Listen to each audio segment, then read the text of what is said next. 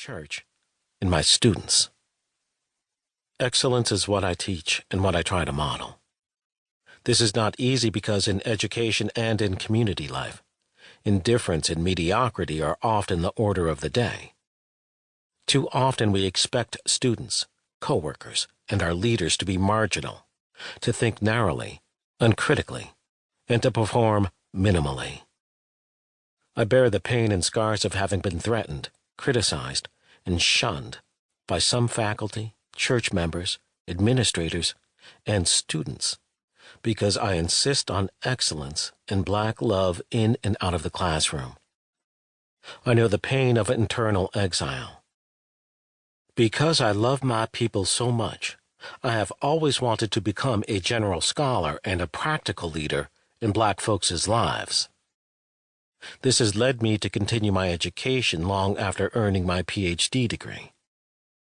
I felt driven to study African American cultural life, literature, writing, and rhetoric, so I enrolled in several doctoral, MA and MFA seminars in English literature, African American religious history and literature, short story writing, and literary criticism.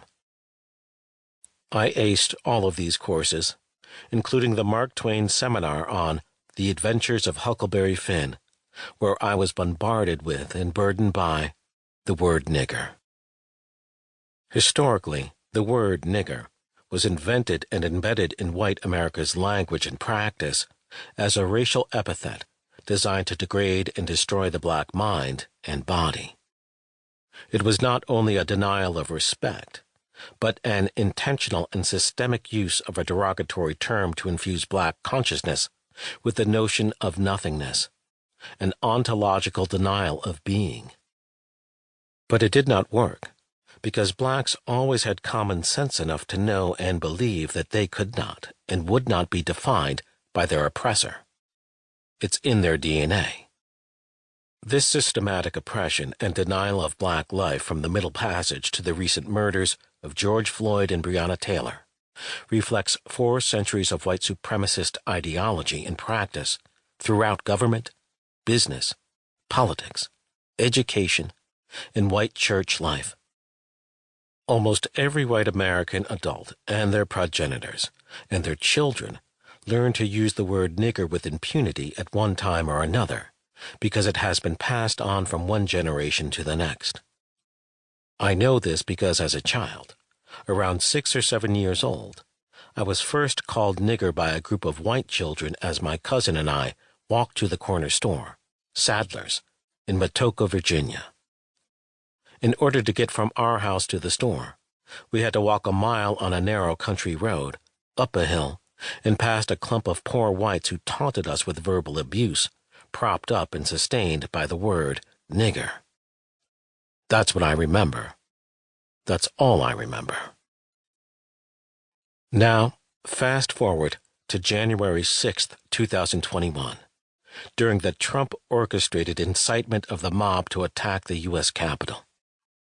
The Black police officers were constantly attacked as they sought to protect the men and women of Congress from domestic terrorists who shouted "Hang Mike Pence" and "Fuck Nancy Pelosi" on camera, in plain sight of every American and people around the world.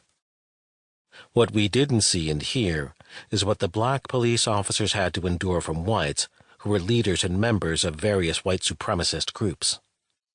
As one account reports, "I got called a nigger 15 times today," a veteran officer shouted in the rotunda to no one in particular.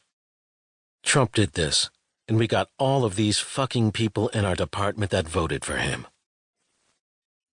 Think of it. Black Capitol police officers risked their lives to protect many who do everything in their power to enact laws that deny equal justice and rights to Blacks. And more, they were threatened, taunted, disrespected, and degraded by the white rioters whom the President of the United States emboldened. And by logical deduction, he gave them license to call Black police officers with guns and weapons niggers to their face in 2021. This is amazing and infuriating, because the white folk who participated in the insurrection felt no semblance of fear in the